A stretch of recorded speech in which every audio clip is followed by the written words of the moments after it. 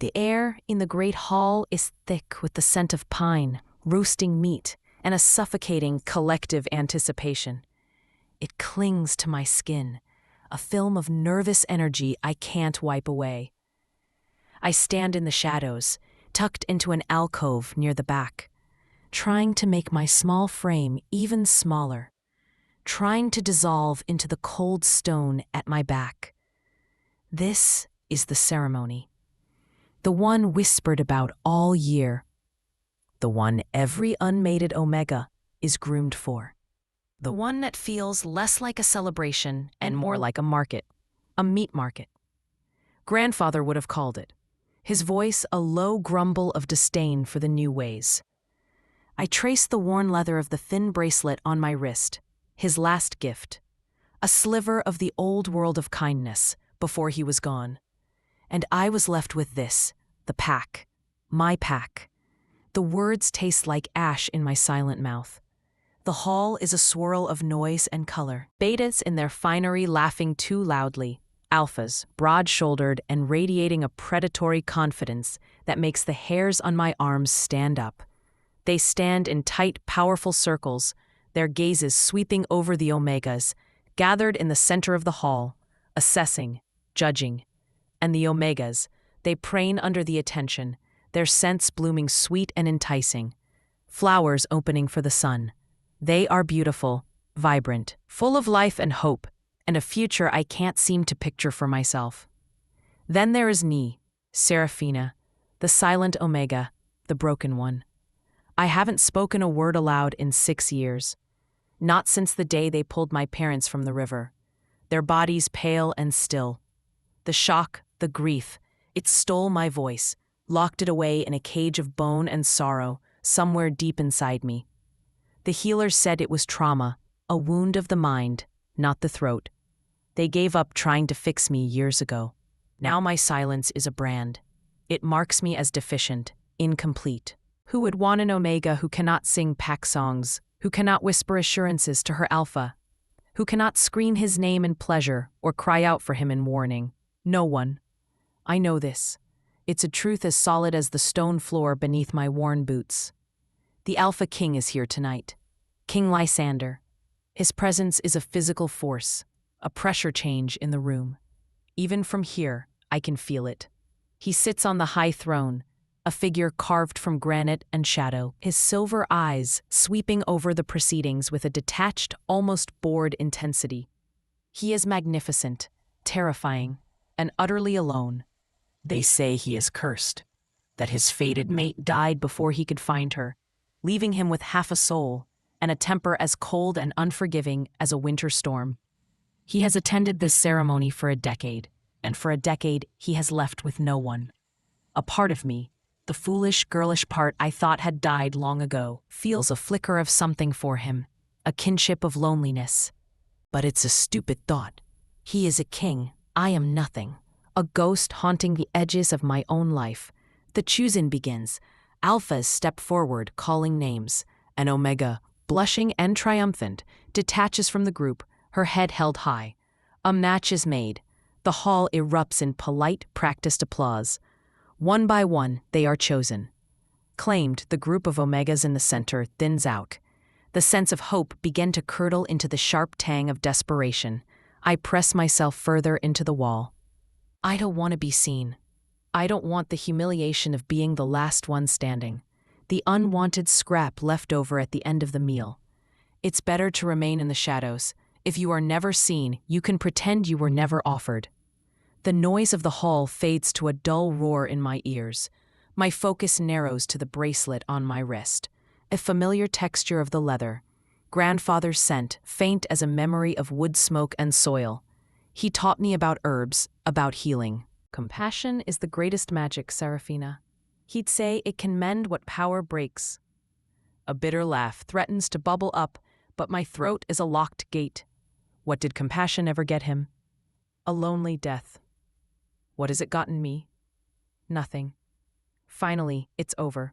The last Omega, a pretty, tearful girl named Isadora, is claimed by a grumpy-looking beta guard. It's not the alpha she dreamed of, but it's a match. It's a future. The center of the hall is empty now. No one called my name. Of course they didn't. The relief is so sharp, it feels like pain. I can go now. I can slip away back to my tiny, isolated cottage on the very fringe of the Packlands, where my silence is just silence, not a failing. I turn to leave, my movements small and quiet, a mouse scurrying from the feast, but a gaze snags me. Heavy, intense. I freeze. It's him, the Alpha King. His silver eyes are fixed on me. Not sweeping, not assessing. Fixed, like he's looking past my skin, past my bones. And seeing the broken thing inside. For a heartbeat, the world stops. There is no hall, no noise, no pack, just that look. A look that doesn't feel like judgment, but like recognition. It's impossible. I wrench my eyes away, my heart hammering against my ribs like a trapped bird. My breath catches. I turn and I run. Not a graceful exit, a panicked flight. I push through the throng of celebrating bodies, ignoring the annoyed grunts and sidelong glares. I don't care. I just need to get out. Out of the heat. Out of the noise. Out of that look. The cold night air hits me like a slap, sharp and clean. I gasp it in, filling my lungs with the scent of pine and damp earth. Freedom. I don't stop running until the lights of the great hall are a faint glow behind me, and the path to my cottage is dark and swallowed by the forest. Only then do I lean against a tree, my body trembling, and let the crushing weight of my own loneliness settle back over me like a familiar shroud. The king saw me and I ran like a coward, like the broken thing they all think I am. My cottage is a small solitary comfort. It was my grandfather's. It smells of hin, of dried herbs and old books and wood smoke that has seeped into the very grain of the walls. It is my sanctuary, my cage. I bar the door, the heavy thud of the wood, a final reassuring sound, safe, alone. The fire in the hearth is low, just a bed of glowing embers. I poke it back to life, the small ritual, a comfort in itself. Watch the flames lick up the dry kindling, casting dancing shadows on the walls. Outside, the wind begins to howl. A storm is rolling in from the mountains. I can feel the pressure drop, the air growing heavy and electric. I make myself a cup of chamomile tea, my hands shaking so badly that water sloshes over the rim of the mug. His eyes. Why can't I get them out of my head? That silver-piercing gaze. It felt like he knew me, like he had been looking for me. I shake my head, scoffing at my own foolishness. It's the ceremony, the loneliness. It's making me imagine things. He was probably just looking at the strange, silent girl cowering in the corner. An oddity, a curiosity, that's all. The storm breaks with a sudden violent crash of thunder that rattles the single window pane. Rain lashes against the roof, a frantic drumming. I curl up in the large worn armchair by the fire, pulling my grandfather's old quilt around my shoulders. The wool is scratchy and smells of lavender and thyme. I should feel safe here. I always feel safe here. But tonight, the storm feels different. It feels angry. The wind shrieks through the trees, sounding like something in pain.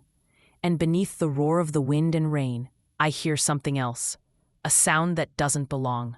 A crack like a large branch snapping. Too close. I sit up, my body tensing. My ears strain, trying to parse the sounds of the storm. There it is again, a heavy dragging sound. Something being pulled. Wet undergrowth, and then a low whine of pain. An animal. My heart clenches. A fox caught in a trap. A deer injured by a fall. Grandfather's voice whispers in my memory. Compassion. Serafina. It's what separates us from beasts. But the alphas have always warned us. Stay inside during storms. The forest is not safe. Rogue wolves, displaced by the weather, can be aggressive, desperate. I stay frozen in my chair, my knuckles white where I grip the quilt. It's just an animal. The forest will take care of its own. That is the way. But the whining sound comes again, closer this time. It's a sound of pure agony, and it cuts through my fear like a knife. It's the sound of something giving up. I think of myself in the great hall, unseen, unheard, left alone. I think of the indifference of the pack, the way they look through me, the way no one ever reaches out a hand. I will not be like them. I cannot be like them. My fear is a cold, hard knot in my stomach. But the thought of leaving, creature to suffer alone in the dark, is worse. So much worse. I stand up, my legs unsteady. I grab the heavy iron poker from the hearth. It's not much of a weapon, but its weight is a small comfort in my hand. I take the lantern from the mantelpiece, the flame inside flickering wildly, casting my own terrified shadow large against the wall. Logic screams at me, "Stay inside. Bar the door. You are an omega, small and weak. You are no match for whatever is out there." But instinct, a deeper, older thing, pushes me forward. The instinct that grandfather nurtured, the one that values life, that feels the pain of others as its own. I take a deep breath, the air tasting of ozone and fear, and I unbar the door. The storm greets me with a furious gust of wind and rain, trying to force me back inside. It whips my hair across my face, stings my eyes. The flame in the lantern sputters, threatening to die. I shield it with my hand, my heart pounding a frantic rhythm against my ribs. Creature to suffer alone in the dark is worse, so much worse. I stand up, my legs unsteady. I grab the heavy iron poker from the hearth. It's not much of a weapon, but its weight is a small comfort in my hand. I take a lantern from the mantelpiece, the flame inside flickering wildly, casting my own terrified shadow large against the wall. Logic screams at me, "Stay inside. Bar the door. You are an omega, small and weak. You are no match for whatever is out there." But instinct, a deeper, older thing, pushes me forward. The instinct that grandfather nurtured, the one that values life, that feels the pain of others as its own. I take a deep breath, the air tasting of ozone and fear, and I unbar the door. The storm greets me with a furious gust of wind and rain, trying to force me back inside. It whips my hair across my face, stings my eyes. The flame in the lantern sputters, threatening to die. I shield it with my hand, my heart pounding a frantic rhythm against my ribs. I step out onto the small porch, my bare feet recoiling from the cold, wet wood. Hello. The word is a thought, not a sound. A silent call into the raging dark. I hold the lantern high, its trembling light cutting a weak circle into the oppressive blackness. The rain plasters my thin nightdress to my skin, chilling me to the bone in seconds. The dragging sound has stopped, but the whining is closer. Just beyond the edge of my herb garden, I inch forward, my knuckles white on the poker. My eyes scan the thrashing wall of trees and bushes. And then, I see it. My breath catches in my throat, a strangled gasp that makes no noise. It's a wolf, but it's not just any wolf. It's a monster, a beast of legend, bigger than any wolf I have ever seen. Its body a mass of thick, night-black fur. It's easily the size of a pony, its massive head low to the ground, and it's bleeding. Dark blood mats the fur on its flank, but deep, vicious gash that seems to pulse with every pained breath. One of its front legs is twisted at an unnatural angle. This is no rogue. This is an alpha, a powerful one, and he is dying at the edge of my garden. Fian, stark and absolute, paralyzes me. My mind screams, "Run, run, close the door, hide." An alpha wolf, injured and cornered, is the most dangerous thing in the world. It will lash out. It will kill me. I take a stumbling step back, but then the wolf lifts its head, and its eyes find mine. Silver. They are silver. Shining in the lantern light with a familiar, impossible intensity. The king. It can't be. It's a trick of the light, a delusion brought on by fear in the storm. The king is a shifter, yes, but he is in the great hall, safe, warm. This is just a wolf. A very large, very dangerous wolf with the same color eyes.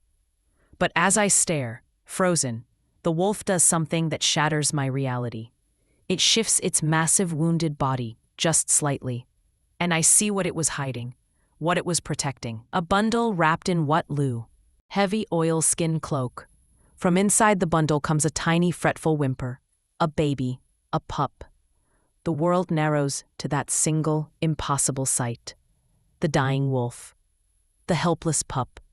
The raging storm. My fear is still there, a cold terror coiling in my gut. But something else rises to meet it.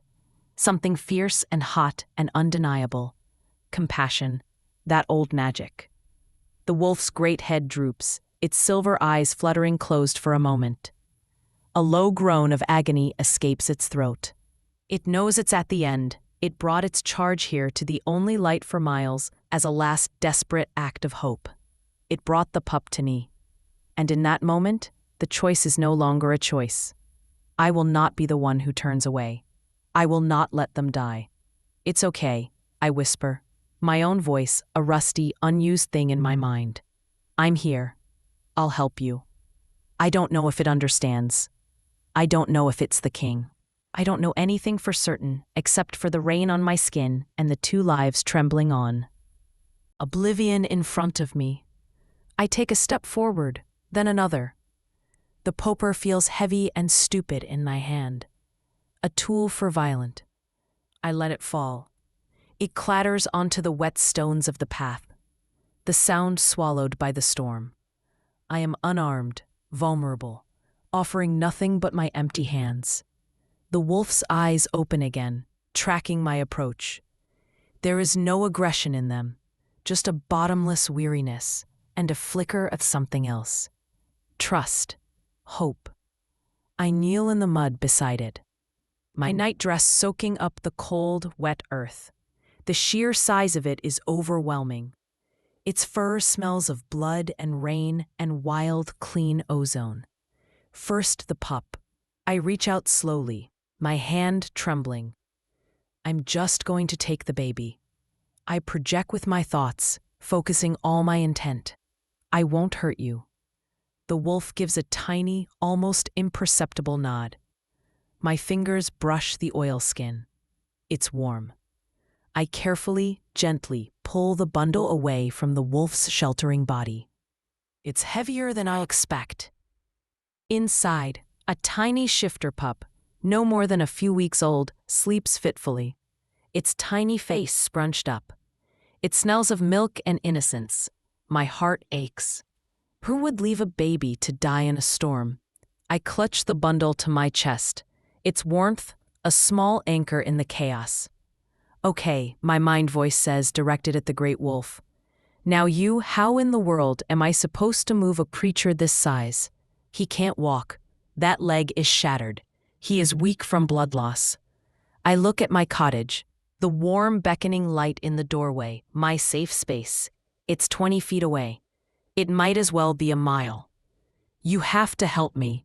I think at him, pouring all my desperation into the thought. You have to try.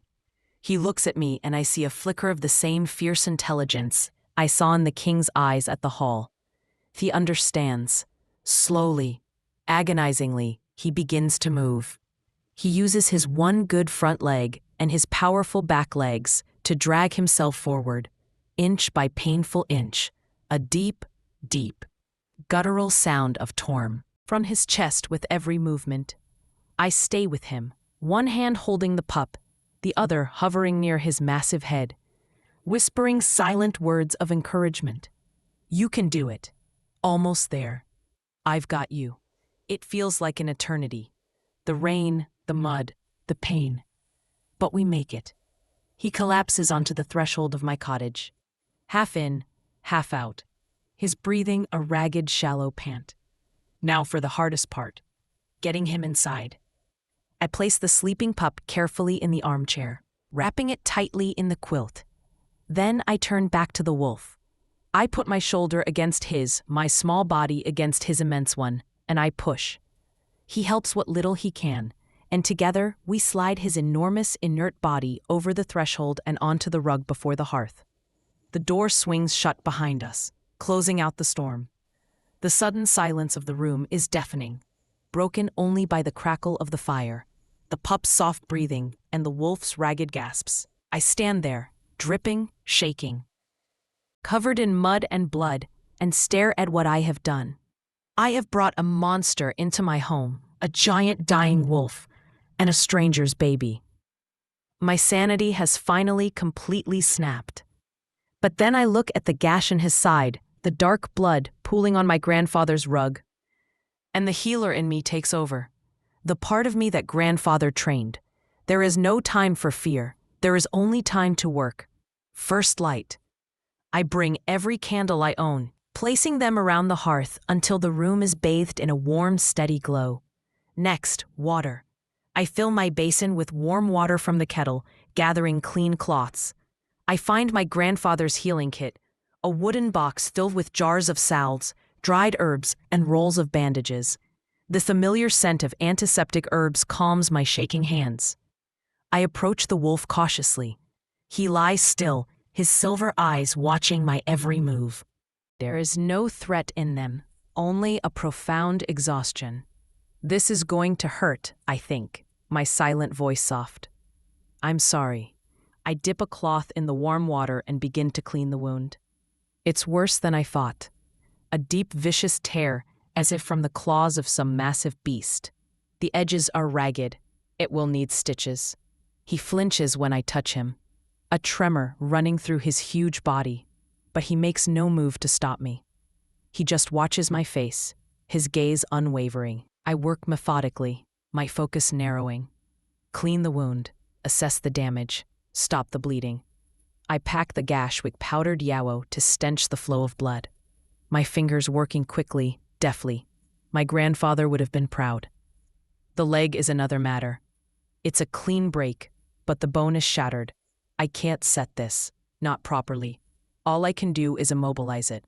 I find 2 flat pieces of firewood and tear strips from a clean sheet for bindings. As I work, I talk to him. Not with my voice, but with my mind. I tell him what I'm doing. I tell him he's strong, that he will be okay. I tell him about the pup sleeping safely by the fire. I don't know if he can understand my thoughts, but it feels right. It fills the silence, creating a thread of connection between us. When I am finally done, he is bandaged and splinted. The bleeding has slowed to a sluggish ooze. I have done all I can. The rest is up to him. I sink back on my heels, exhausted. My body aches with a chill that has nothing to do with my wet clothes. It's shock. The wolf lets out a long, slow breath. His silver eyes close. I think he is sleeping, but then one eye opens again, pinning me with that intense gaze. He lifts his massive head just an inch and nudges my hand with his cold nose. A thank you. A wave of emotion so potent it makes me dizzy washes over me. Fear, relief, and a strange, terrifying tenderness. I reach out, my hand hesitating for a moment. And then I rested on his great head, my fingers sinking into the fur behind his ears. It's coarse and damp, but beneath it, his skin is burning with fever. He leans into my touch, a low rumble vibrating in his chest. Not a growl, something else, a purr. And just like that, the last of my fear dissolves, washed away by the impossible intimacy of the moment. He is not a monster. He is a king in a wolf's skin, and I have just saved his life. Days bleed into a strange new routine. My world, once small and silent and empty, is now filled with the presence of these 2 beings, the massive dark wolf who sleeps by my hearth, and the tiny pup who sleeps in a makeshift cradle of blankets and pillows beside him. The storm has passed, leaving behind a world washed clean and glistening, but I do not leave the cottage. I cannot. My duty is here. I am a nurse, a mother, a guardian. I name the pup Caspian. It is a strong name, a good name. He is a placid baby, mostly sleeping and eating. I feed him goat's milk from a bottle I fashion from a scrap of leather and a small glass vial. He drinks greedily, his tiny fists waving in the air. When he is awake, his bright, intelligent eyes follow me around the small room. He is a shifter pup. That much is clear. His scent is wolf, and something else, something uniquely his own. And the wolf. I have no name for him. In my mind, he is simply him, the king. His healing is slow but steady. Too steady, impossibly so. Each morning I change his dressings. The gash on his flank, which should be festering, or at the very least taking weeks to close, is knitting itself together with a speed that defies nature. The skin is pink and new. The swelling in his broken leg has gone down. It's the magic in his blood, the potent vital force of an alpha prime. He is awake more now. He watches me always.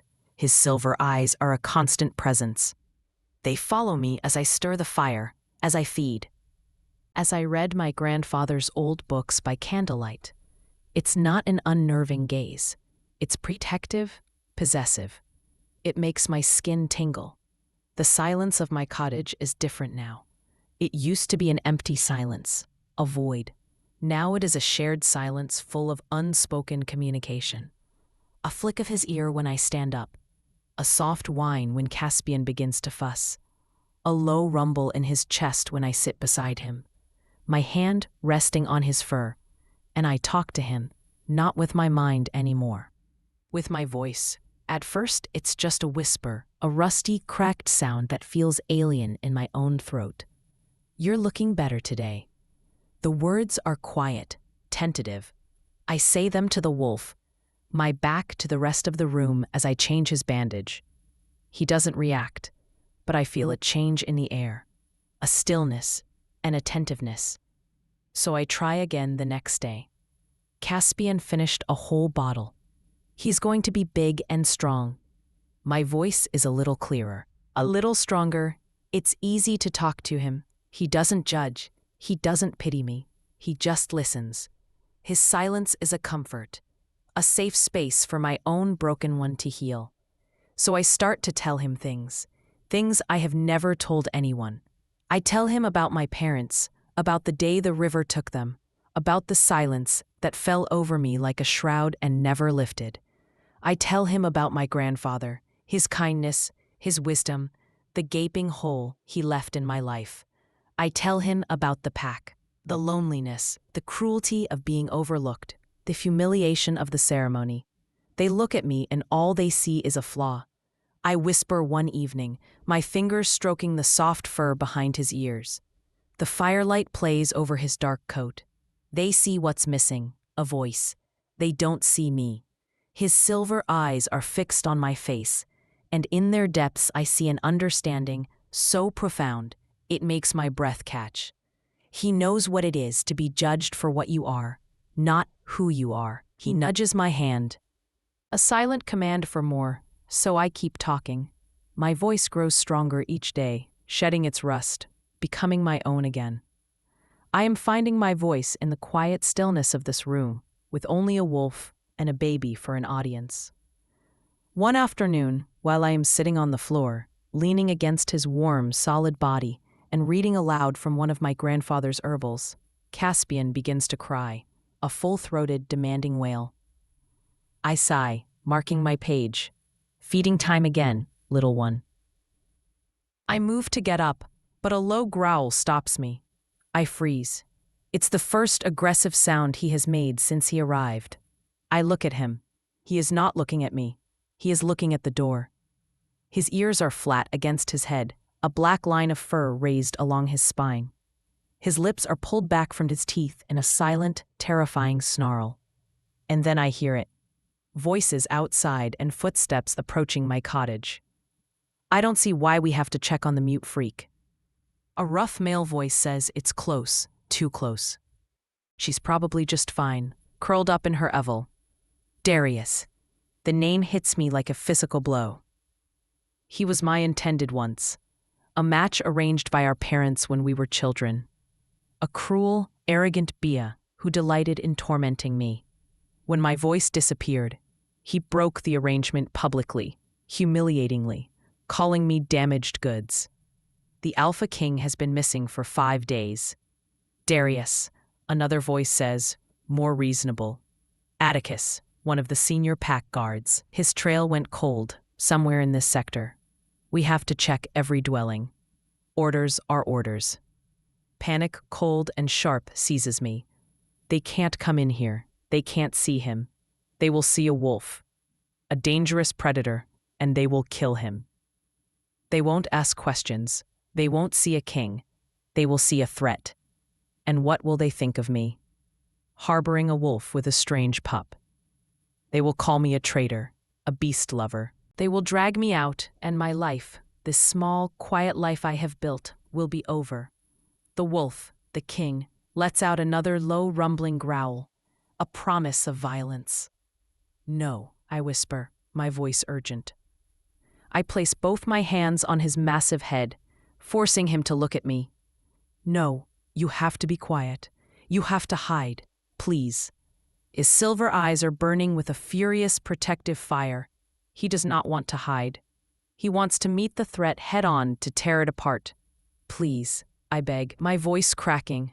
For me, for Caspian.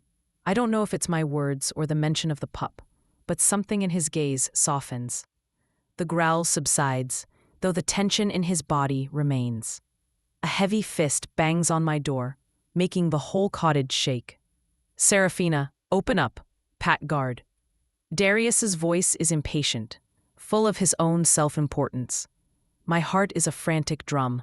What do I do? What do I do? The king solves the problem with a surge of strength that surprises me. He pushes himself up. His injured leg buckles, but he holds his weight, limping silently, quickly into the small, shadowed alcove where I store my firewood. It's not a perfect hiding place, but in the dim light of the cottage, he might just blend into the shadows. I scoop up Caspian, who has quieted, his wide eyes watching everything. I hold him close, hiding him in the folds of my shawl. Another bang on the door. I know you're in there, freak. Open up, or I'm ticking it in. I take a deep, shuddering breath. I smooth my dress. I walk to the door. I open it just a crack, my body blocking the view inside. Darius and Atticus stand on my porch. Atticus looks apologetic. Darius just looks annoyed. His eyes rake over me, a familiar sneer on his face. Took you long enough, he snaps. We need to search your cottage. Why? The word is quiet but clear. It feels strange to use my voice with him. He blinks, surprised to hear it. King's business, he says dismissively. None of your concern. Now stand aside. He tries to push past me, but I stand my ground. You are not welcome in my home, I say, my voice gaining a strength I didn't know it had. Darius laughs, a short, ugly sound. This isn't your home. It's pack property, and you are pack property. Now move, Darius, Atticus says, his voice a low warning. That's enough. She's hiding something, Darius insists, his eyes narrowing, trying to peer past me into the dim interior. I can smell it. Wolf and something else. Sweet. What are you hiding in there? Serafina got astray. A blind, white-hot rage surges through me. It's so powerful, it steals my breath. Before I can even think, from the shadows behind me comes a sound that is not of this world. It's a growl that starts low, a vibration in the very floorboards, and rises into a deafening, terrifying roar of pure, undiluted fury. It is the sound of a king's wrath, the sound of death promised. Darius freezes, the color draining from his face. His arrogance evaporates, replaced by a primal, instinctive terror. He stumbles back, his eyes wide with disbelief and fear. Atticus, more experienced, immediately draws his weapon, a short, heavy silver blade. His face is grim. What was that? The king limps out of the shadows. He is a terrifying sight, a giant black wolf radiating an aura of power that is almost visible. His leg is still splinted, but he stands tall. His body a shield between me and the man at the door. His lips are peeled back, revealing teeth like daggers. His silver eyes are not just angry, They are lethal. Great Mother of the Moon. Atticus breathes, his knuckles white on his sword. Darius just makes a small whimpering sound. He is utterly paralyzed by fear. It's all right, I say quickly, stepping forward, placing a hand on the king's shoulder.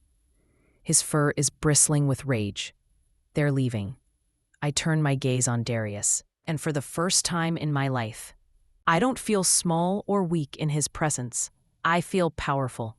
Get off my land, I say, my voice cold and clear as ice. Darius doesn't need to be told twice. He turns and flees, scrambling down the path like the coward he is. Atticus hesitates. He looks from the wolf to me, to the direction Darius fled. His face is a mixture of confusion, awe, and dawning realization. His eyes, sharp and intelligent, assess the scene. The splint on the wolf's leg, my hand on its fur, the protective way it stands over me. He is putting the pieces together, the missing king, the strange wolf found in the middle of nowhere. He slowly, respectfully, sheaths his blade. My apologies, my lady, he says, his voice low. He bows his head, not to me, the Omega, but to the being I am protecting. We will not disturb you again. And then he turns and walks away, his stride purposeful. He is not fleeing. He's going to report what he has seen. The king watches him go, the growl still rumbling deep in his chest. Only when Atticus has disappeared into the trees does he relax, the tension leaving his body in a great shuddering sigh. He turns his great head and looks at me. His silver eyes are soft now, full of concern. He nudges my hand, then glances down at Caspian, who is still tucked safely in my arms. Are you all right? I'm all right, I whisper, my voice trembling now that the danger has passed. I am more than all right. Something shifted in me during that confrontation. The timid, frightened girl who ran from the great hall is gone. In her place is someone else, someone who can stand up to a bully, someone who can command a king. I look at the magnificent creature before me, this powerful being who put himself in danger to protect me. And a feeling warm and terrifying and wonderful blooms in my chest. It's more than gratitude, more than compassion. It feels like coming home. The encounter with the pack guards changes everything. The fragile peace of our sanctuary is broken. I know Atticus will not stay silent. He is loyal to the king, and he will report what he saw. They will come not with threats this time, but with reverence. They will come to reclaim their alpha. A strange sadness settles over me. Our time is running out. This small secret world we have built is about to be invaded. The king seems to sense my melancholy. He is more attentive than ever, staying close by my side, his worn, solid presence a constant comfort. He will often rest his great head on my lap as I sit by the fire, his silver eyes watching me with an expression of such profound tenderness it makes my heart ache. Our bond deepens in these last quiet hours. It is a connection forged in silence and shared vulnerability, more real and profound than any match made in a noisy hall. I cherish every moment, the weight of his head on my knee, the soft sound of Caspian's breathing, the way the firelight dances on the king's dark fur. I try to memorize it all. The scents, the sough, the feeling of safety. 2 days later, they arrive. It is not a pack guard, but an old woman, Morena, the pack's chief healer and a member of the king's council. I recognize her from ceremonies, her face a mask of wisdom and authority. She comes alone, walking up the path to my cottage with a steady, unhurried gait. The king is resting by the fire. He lifts his head as she approaches, but there is no growl. He recognizes her. I open the door before she can knock. Morwa's eyes, as sharp and intelligent as Atticus is, take in the scene in a single glance. The massive wolf by the fire, his legs splinted, the pup sleeping in his cradle, and me standing between them, a silent guardian. A slow smile spreads across her wrinkled face. So, she says, her voice a low melodious hum. This is where he's been. She steps inside, her gaze soft as she looks at the king. We have been so worried, my king. The The king gives a soft huff of air, a weary acknowledgement. Morwa turns her attention. Her eyes are kind but searching. Atticus told us a wild tale of a silent Omega who commanded a beast of legend with a touch. It seems he was not exaggerating. I blush, looking down at my hands. I am just Seraphina. I did what anyone would have done. No, Morwena says gently, as if reading my thoughts. Not anyone. Most would have run or tried to kill him. You healed him. She steps closer, her eyes falling on the healing gash on his flank. The neat bandage, the clean splint. She nods in approval. Your grandfather taught you well. He was a good man. He would be very proud. Tears prick my eyes at the mention of him. The king needs to come back with me. Morway continues, her tone gentle but firm. His body is mending thanks to you, but he needs proper care, and his pack needs him. His enemies, they grow bold in his absence. I know she is right. Of course she is right. He is a king. His place is not here in my tiny cottage. But a selfish, desperate part of me wants to scream in. Wants to bar the door and keep him here forever. My protector, my confidant, my friend. I look at him and he looks at me. His silver eyes are full of a deep, wrenching sadness. He doesn't want to go, but he must. We both know it. How will he get there? I ask, my voice barely a whisper. He cannot walk that far. We have a litter waiting at the edge of the woods. Morwa says strong betas who will carry him home. The finality of it settles in my heart like a stone. This is it. It's over. I kneel beside him, my hand finding its familiar place on his head. You have to go, I whisper for his ears alone. Your pack needs you. He lets out a low, mournful whine, nudging my hand insistently. He does not want to leave me. I'll be okay, I lie, and I'll take care of Caspian. At the mention of the pup, his gaze softens. He trusts me. He has to trust me. With a groan, he begins to push himself up. It is a struggle. He is still weak. I help him. My small frame supporting his weight as he fall. He leans on me as we walk to the door. A slow, painful procession. Each step is a goodbye. At the threshold, he stops. He turns to look at me one last time.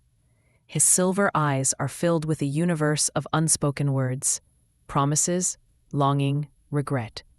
Then he does something that shatters my heart. He leans down and licks my cheek. A rough, warm, wet swipe of his tongue, a wolf's kiss, a farewell. And then he turns and limps out into the sunlight toward the litter and the healers, and the life that is waiting for him. I watch him go until he is swallowed by the trees, my hand pressed to my cheek where his touch still tingles. The cottage feels vast and empty without him. The silence is no longer a comfort. It is a crushing void.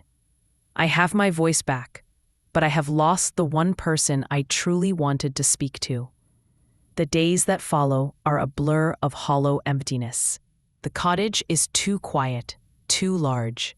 His presence, which had filled every corner, is gone, leaving behind an ache in the V. I go through the motions. I feed Caspian. I tend my garden. I read my books. But the joy is gone. The world has lost its color. I find myself talking to Caspian constantly, my voice filling the silence. But it's not the same. He is just a baby. He cannot understand the complexities of my grief. My grief? Is that what this is?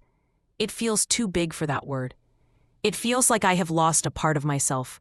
Rumors trickle down from the main pack settlement. The king has returned. He is healing. His enemies, a rival pack from the northern mountains who were responsible for his ambush, have been dealt with swiftly and brutally. The pack is safe. The king is on his throne, and I am here, forgotten. I tell myself it is for the best. What future could there have been? He is a king. I am a silent Omega with a scandalous past, harboring a wolf in her cottage. Our worlds were never meant to overlap for long. It was a fleeting moment of magic in an otherwise gray life. I should be great. But I am not grateful. I am heartbroken. 1 week after he left, I am startled by a knock on the door. My heart leaps with a foolish, impossible hope. But it is not him. It is Atticus, the pack guard. He stands on my porch, his face grim, holding a small, official-looking scroll. "My lady," he says, his voice formal. He refuses to meet my eyes. A message from the king's council. He hands me the scroll. My fingers tremble as I unroll it. It is a formal decree. It states that for my service to the crown in aiding an injured TAC member, I have been granted a permanent title to my cottage and a small stipend, enough to live comfortably for the rest of my life. It is a reward, a thank you, a dismissal. And there is a final line. The child known as Caspian is a ward of the crown. He will be collected within the week to be raised in the royal nursery. The scroll falls from my numb fingers. Number. No, they can't take Caspian. He is all I have left. He is a part of that magical time. Breathing reminder that it was real. He is my boy. A cold fury, sharper and more potent than any I have ever felt, rises in me. This is not the king's doing. He would never do this. He loves Caspian. He trusted me with him. This is the council cleaning up loose ends, erasing the inconvenient omega from the king's story. They are paying me for my silence, for my disappearance. No, I say, my voice low and shaking with rage. Atticus flinches. My lady, I'm just the messenger. Tell the council, I say, my voice rising, gaining a dangerous edge, that Caspian stays with me, and if they want him, they will have to come through me. I have faced down Darius. I have nursed a king back to health. I am not the same girl they can push aside and forget. Atticus looks at me, and for the first time, a flicker of admiration, of respect shows in his eyes. I will deliver your message, my lady, he says, and this time, the title sounds genuine. He bows and leaves. I slam the door, my body trembly. Adrenaline and fear. I have just defied the king's counsel. I have declared war. What have I done? I pick up Caspian, holding him tight against my chest. He gurgles happily, his tiny hand grabbing a lock of my hair. He is so innocent, so unaware of the storm that is about to break over our heads. I won't let them take you. I whisper into his soft hair. I promise. I know they will come. They will not be so easily deterred. And when they do, I will not have a giant wolf to protect me. I will be alone. The next 2 days are a torment of waiting.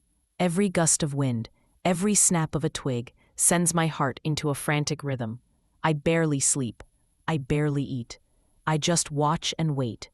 On the 3rd day, as dusk is painting the sky in shades of bruised purple and orange, I hear them. Not the heavy tread of a single guard, but the measured, deliberate footsteps of several people. I bar the door. I grab the heavy iron poker, the same one I dropped in the mud that first night. It feels useless in my hand.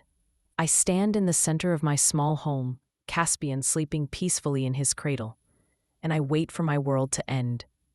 They don't knock.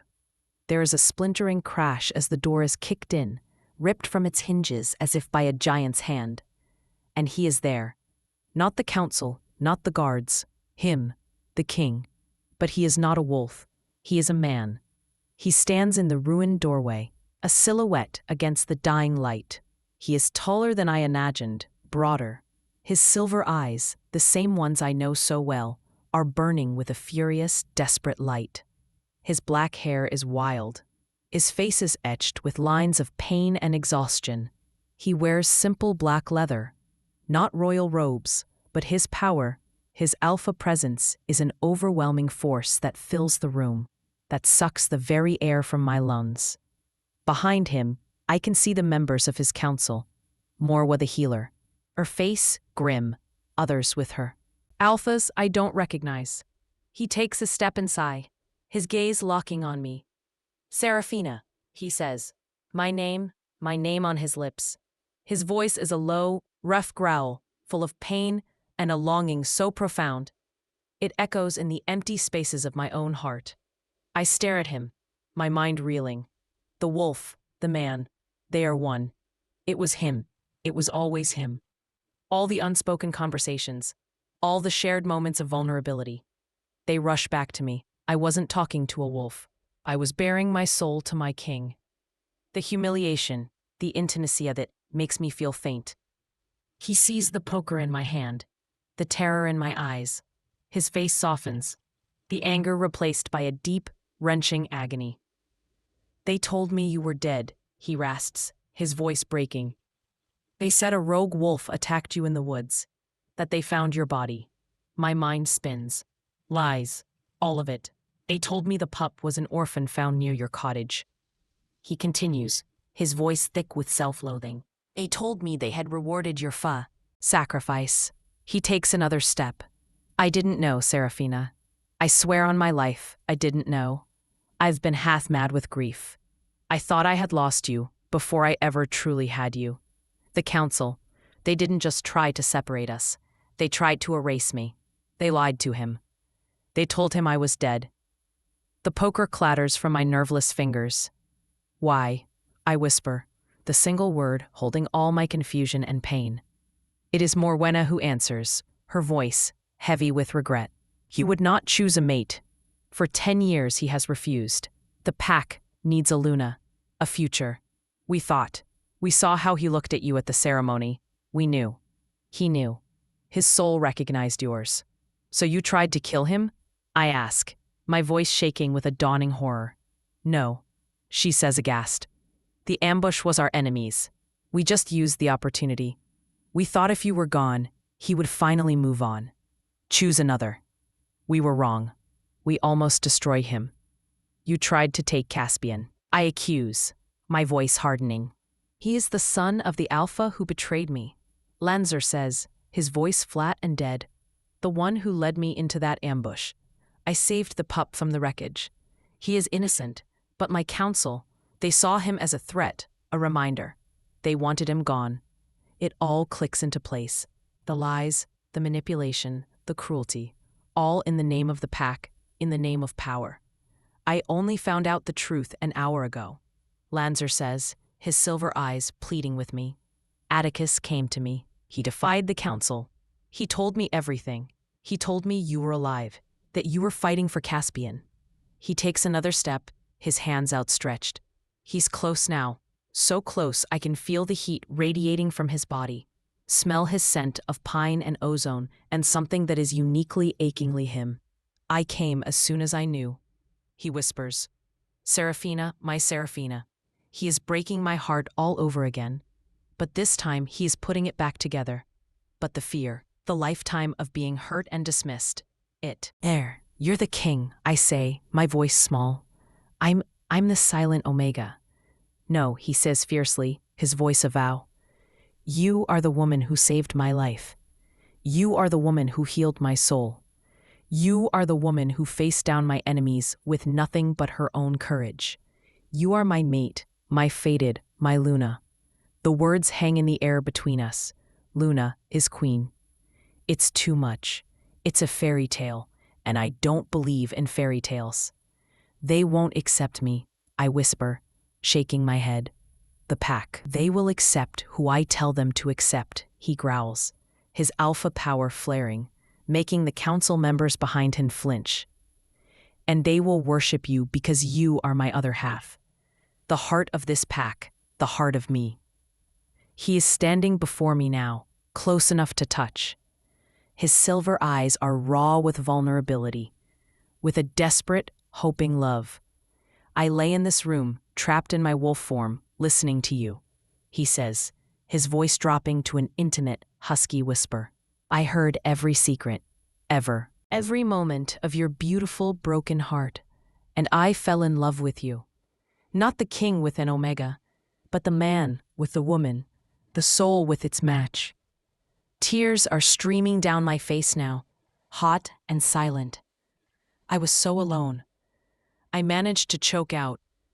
Never again, he promises, his voice thick with emotion. I will never let you be alone again. Caspian chooses that moment to wake up. He lets out a small, happy gurgle from his cradle. The sound breaks the spell. Lysander's gaze softens, and he looks over at the pup.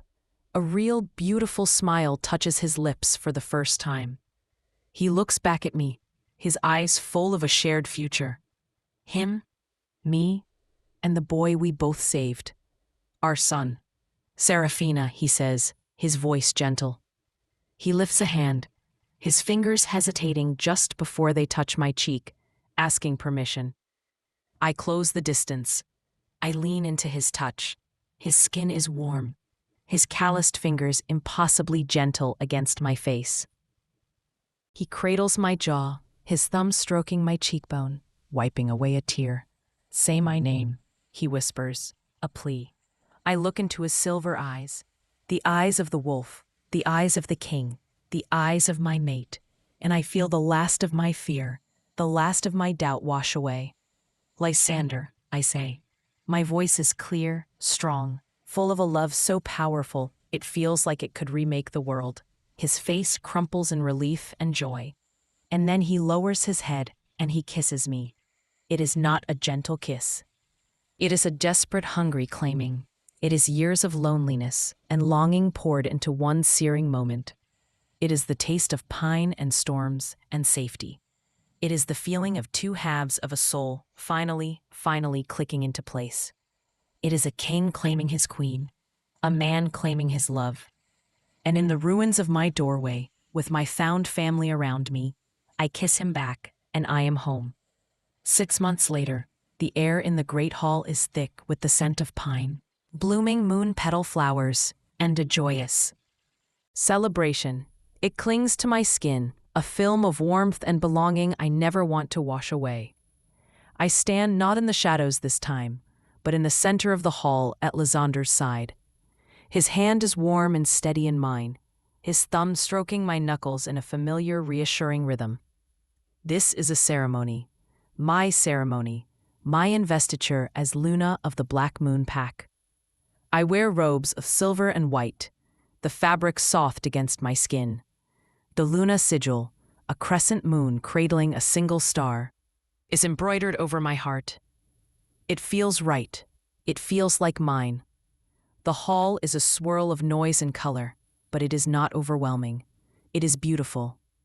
The pack, my pack, has gathered to witness our union.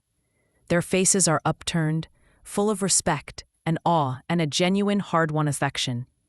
I am no longer Serafina, the silent Omega. I am Luna Serafina, their queen. Lysander leans down, his lips brushing my ear. Are you all right? He murmurs, his voice for me alone. I turn and smile at him, a real smile that reaches my eyes. I am perfect, and I am. The past 6 months have been a whirlwind of healing. Not just for me, but for the entire pack. Lander, with me at his side, has purged the deceit from his counsel. Morena, the old healer, remains, her loyalty proven. Attakis is now the head of our royal guard, his integrity rewarded. The others who lied, who tried to erase me, were stripped of their titles and exiled. A harsh punishment, but a necessary one. It sent a clear message. The age of lies was over. The age of the new Luna had begun. My biggest challenge was the pack itself. They were wary at first. A mute Omega plucked from obscurity, suddenly their queen. It was a story too strange to be believed. But Lysander never wavered. He presented me not as a weakness he had chosen, but as the strength he had found. He told them the story, all of it, how I had saved him, how I had protected Caspian, how my compassion was the magic that had healed their king and saved them. And slowly they began to see. They saw the way he looked at me. They saw the strength in my quiet confidence. They saw the love I had for Caspian, our adopted son, who is now a happy, chubby toddler who charms everyone he meets. My silence, once a brand of shame, has become a symbol of my strength. They say I do not need to speak loudly because my actions, my love, my very presence speaks volumes. I find that I speak when I want to. Now, my voice is my own to give or to withhold as I choose. It is no longer a cage, but a tool. As the ceremony reaches its peak, Lysander leads me to the twin thrones on the dais. Before we sit, he turns to face the crowd. Today we formalize what our hearts, our souls, and the great moon have known for months. He declares, his voice ringing with power and love.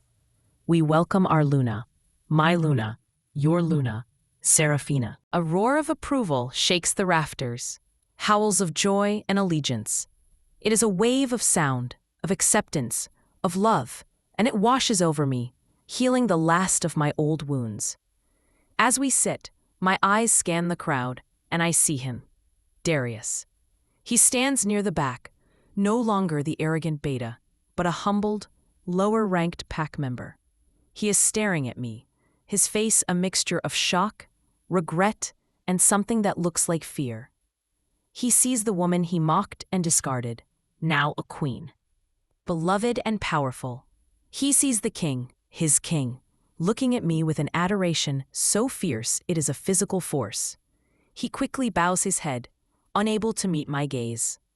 I feel nothing. No triumph, no anger, just a distant, detached pity. He is a part of a past that no longer has any power over me. He is a ghost, and I am alive. Later, after the formalities, Lander and I escape to the quiet solitude of the balcony overlooking the forest. The moons are bright, casting a silver glow over the world. Caspian is asleep. Rooms watched over by a trusted nanny. For a few moments, it is just us. Lysander wraps his arms around me from behind, his chin resting on my shoulder. We look out at the dark, silent trees. My forest, the place where I was once a lonely girl and where I found a dying king. Do you ever miss it? He asks softly. The quiet, your little cottage. I think for a moment. I think of the silence, the solitude, the safety of those four walls. Sometimes, I admit, I miss the peace, but it was the peace of a cage. A comfortable one, but still the girl left behind. I spent so long believing that my weakness, my flaw, was my silence, my inability to be what others expected me to be. But they were all wrong. My perceived weakness was my greatest strength. My quiet nature allowed me to listen when others only talked. My history of being overlooked gave me the compassion to see those who were suffering. My refusal to be cruel, even when the world had been cruel to me, was the one thing, the only thing that could reach a king's broken heart. I was not chosen at a ceremony. I was found in the dark. And I was not claimed by a king. I was recognized by my soulmate. And here in his arms, under the light of the moon, I am no longer silent. I am heard. I am seen. I am loved. I am home. If you enjoyed listening to this story, please hit the like button, share it with someone who'd love this, and subscribe to Nightbond Narratives and ring the bell so you don't miss what's coming next. Tell me in the comments below.